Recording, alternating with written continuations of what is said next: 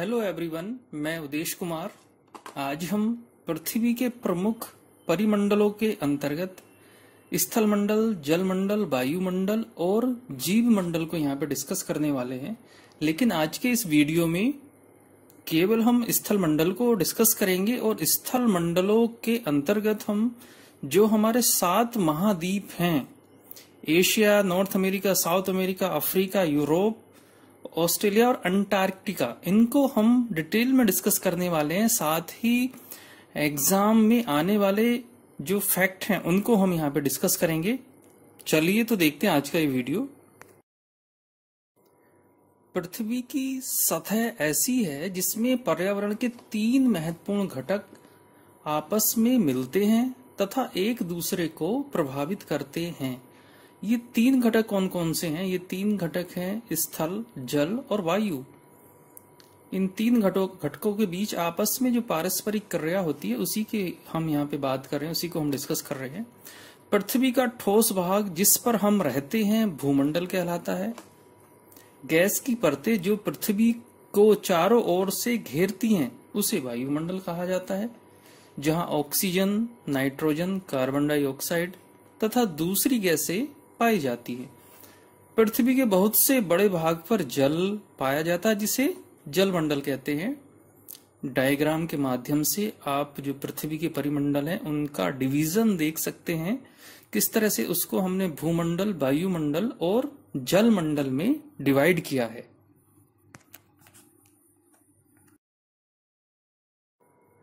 पृथ्वी की सतह के बड़े स्थलीय भूभाग को महाद्वीपों के नाम से जाना जाता है। पृथ्वी पर 7 प्रमुख महाद्वीप हैं। ये विस्तृत जल राशि के द्वारा घिरे हुए हैं। ये 7 महाद्वीप हैं: एशिया, ऑस्ट्रेलिया, अंटार्कटिका, दक्षिण अमेरिका, उत्तरी अमेरिका, अफ्रीका और यूरोप। चलिए देखते हैं इन सभी महाद्वीपों के विषय में डिटेल से।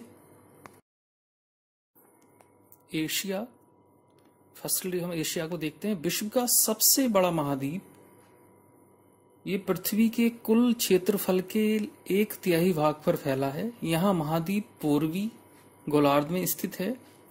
कर्क रेखा इस महाद्वीप से होकर गुजरती है।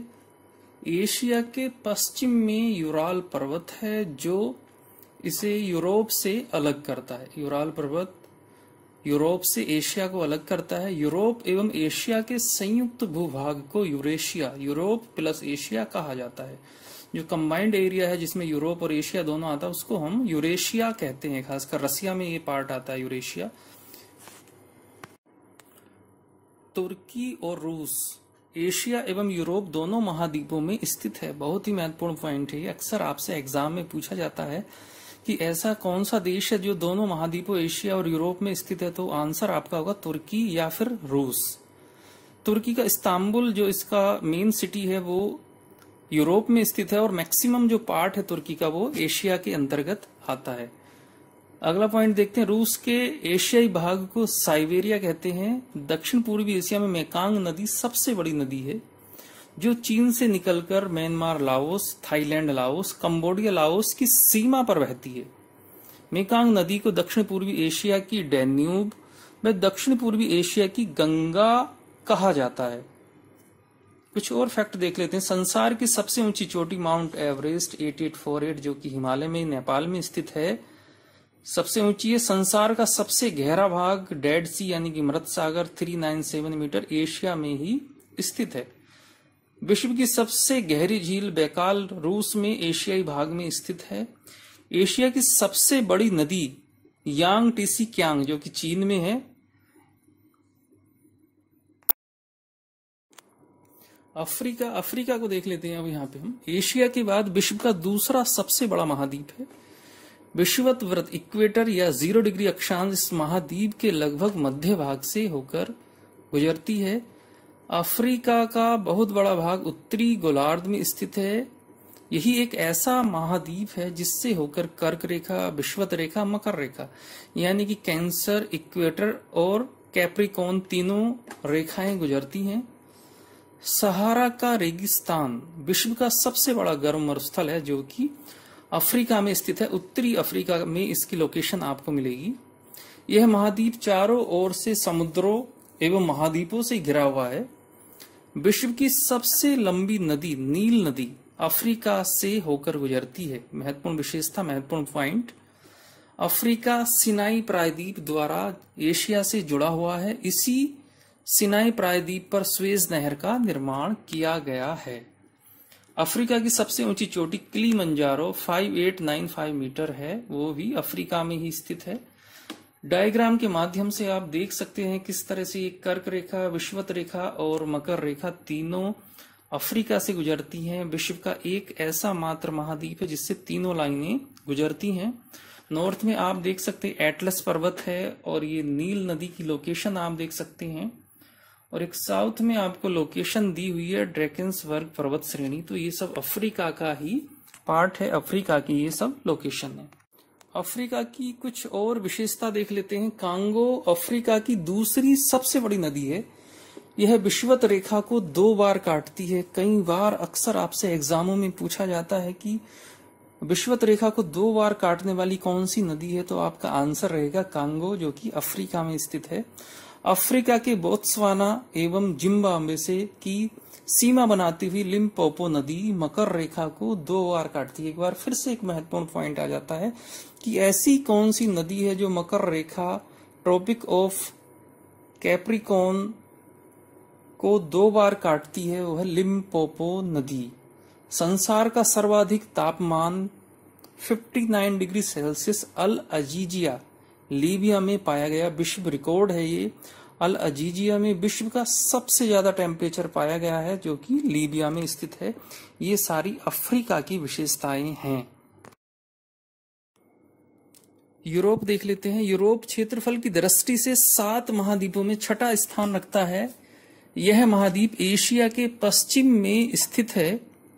आर्कटिक वृत्त इससे होकर गुजरता है, यानी कि जो 66.5 डिग्री नॉर्थ अक्षांश है वो इसी से होकर गुजरता है, जिसको आर्कटिक वृत्त कहते हैं। यह 3 तरफ से जल से घिरा है। इसके प्रमुख प्रायद्वीप स्कैंडिनेविया, अवेरियन, बाल्कन और पेनाइन हैं। यूरोप को प्रायद्वीपों का प्रायद्वीप भी कहा जाता है, इसलिए ये क्योंकि यहाँ पे बहुत सारे प्रायद्वीप हैं। प्रायद्वीप उस स्थल आकृति को कहते हैं जो 3 ओर से समुद्रों से घिरा होता है। स्कैंडिनेविया देश, आप देखते हैं यहाँ पे अक्सर एग्जाम में पूछा जाता है कि स्कैंडिनेवियाई देशों में कौन कौन से देश आते हैं, तो उसी को हम सॉल्व करने का काम करते हैं। नॉर्वे, स्वीडन, डेनमार्क और आइसलैंड, ये स्कैंडिनेवियन कंट्रीज हैं। बाल्टिक देश देख लेते हैं, एस्टोनिया, लिथुआनिया, लाटविया।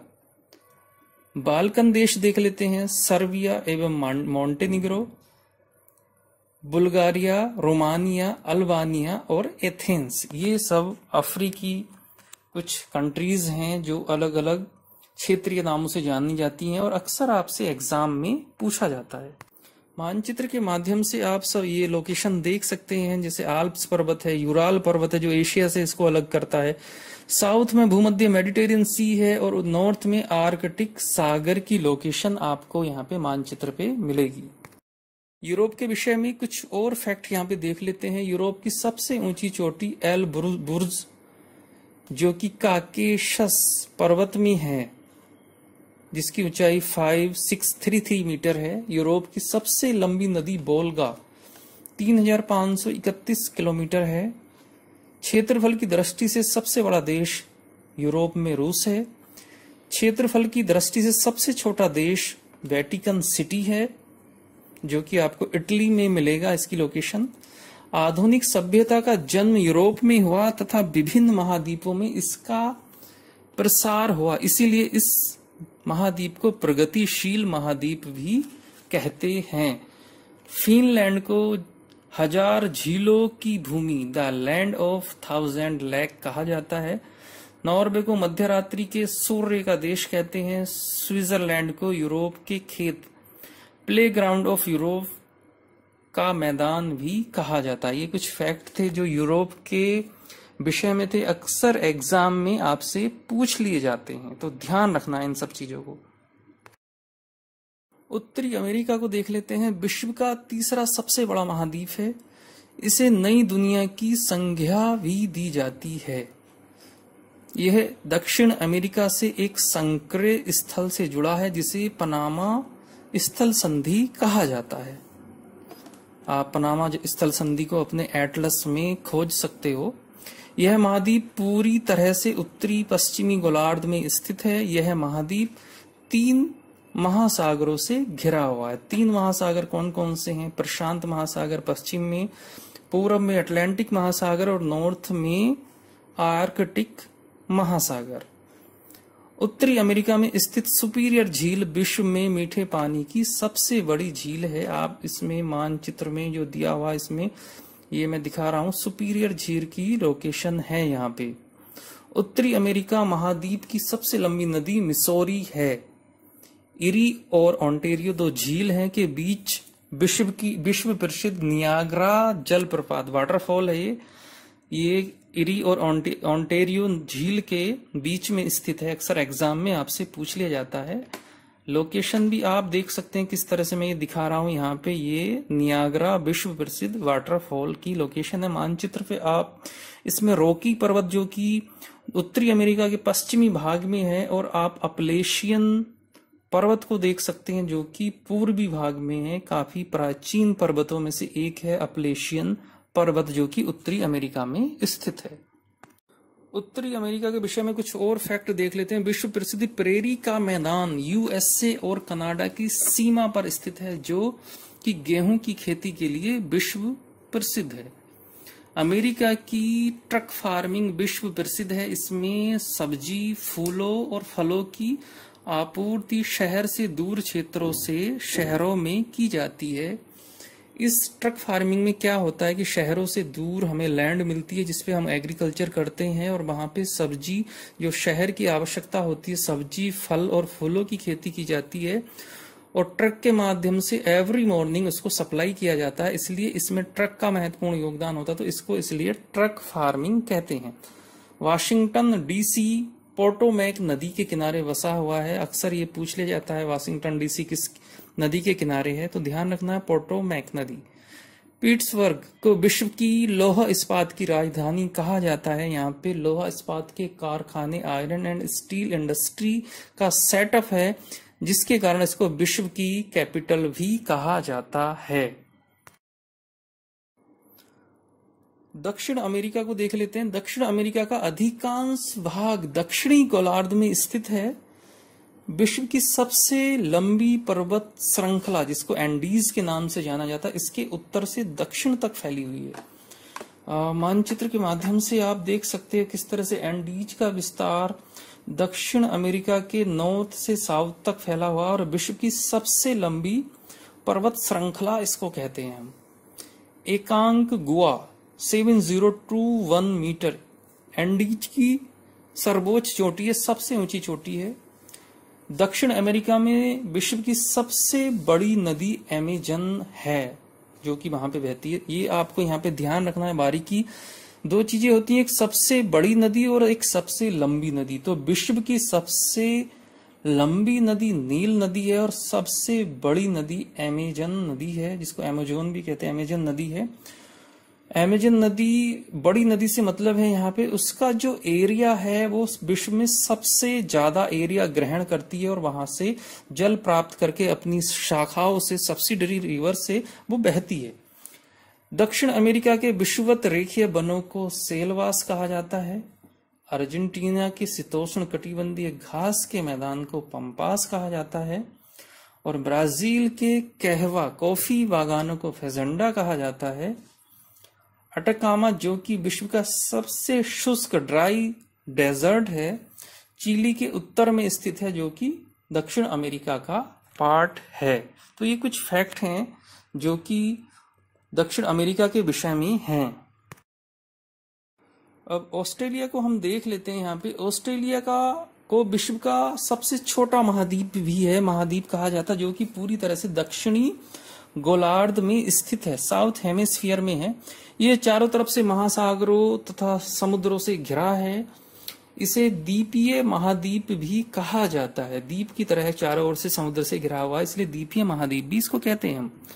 ऑस्ट्रेलिया के पूर्व में ग्रेट डिवाइडिंग पर्वत श्रेणी स्थित है। मानचित्र के माध्यम से हम देखते हैं इसको। ये ऑस्ट्रेलिया के ईस्ट में ग्रेट डिवाइडिंग रेंज आपको नजर आएगी। इसका सर्वोच्च शिखर कोसियुस्को 2228 मीटर है, जो कि ऑस्ट्रेलिया का भी सबसे ऊंचा शिखर है। ऑस्ट्रेलिया को प्यासी भूमि का देश भी कहा जाता है। इसके पीछे रीजन है क्योंकि यहाँ पे मरुस्थल बहुत ज्यादा है, बहुत बड़ी एरिया में मरुस्थल फैले हुए हैं। ऑस्ट्रेलिया के पूर्वी तट पर स्थित मोंगे की चट्टान कोरल रीफ, जिसे ग्रेट बैरियर रीफ भी कहा जाता है, अक्सर आपसे एग्जाम में पूछ लिया जाता है कि किस तट पे है, किस किनारे पे है ऑस्ट्रेलिया के। तो इस तरह से ये कुछ ऑस्ट्रेलिया के विषय में कुछ फैक्ट थे। अंटार्कटिका के विषय में थोड़ा सा जान लेते हैं। एक बहुत बड़ा महाद्वीप है जो कि दक्षिणी गोलार्ध में स्थित है। दक्षिणी ध्रुव इस महाद्वीप के मध्य में स्थित है। चूंकि यह दक्षिण ध्रुव क्षेत्र में स्थित है, इसलिए यह हमेशा मोटी बर्फ की परतों से ढका रहता है। हमेशा बर्फ जमी रहती है यहाँ पे, सूर्य का प्रकाश कम पहुंचता है यहाँ पे। अंटार्कटिका पर पहुंचने वाले पहले व्यक्ति एमंडसन थे, अक्सर एग्जाम में पूछा जाता है। यहाँ किसी भी प्रकार का स्थायी मानव निवास नहीं है। बहुत से देशों के शोध केंद्र यहाँ पर स्थित हैं। कोई मानव नहीं रहता यहाँ पे, रिसर्च के लिए लोग वहां पे जाते हैं। भारत ने भी कुछ वहां पे रिसर्च सेंटर सेटअप किए हैं। कुछ नाम हम देख लेते हैं जो अक्सर एग्जाम में पूछे जाते हैं। यहाँ भारत के शोध संस्थान दक्षिण गंगोत्री, जिसकी स्थापना 1984 में की गई थी। मैत्री, जिसकी स्थापना 1993 में, और भारती, जिसकी स्थापना 2012 में की गई थी, कुछ भारत के प्रमुख शोध केंद्र हैं। आप देख सकते हो डायग्राम के माध्यम से किस तरह से मैत्री, और ये यहाँ पे एक ये लार्सेमन हिल पे एक स्टेशन दिखाया गया है जो भारती नाम से है। तो इस तरह से हम देख सकते हैं किस तरह से अंटार्कटिका की लोकेशन है। आज का ये वीडियो आपके एग्जाम पॉइंट ऑफ व्यू से बहुत ही महत्वपूर्ण है, तो आपको इसमें से कुछ चीजें जरूर गेन करनी है और उनको याद रखना है। वीडियो देखने के लिए बहुत बहुत धन्यवाद।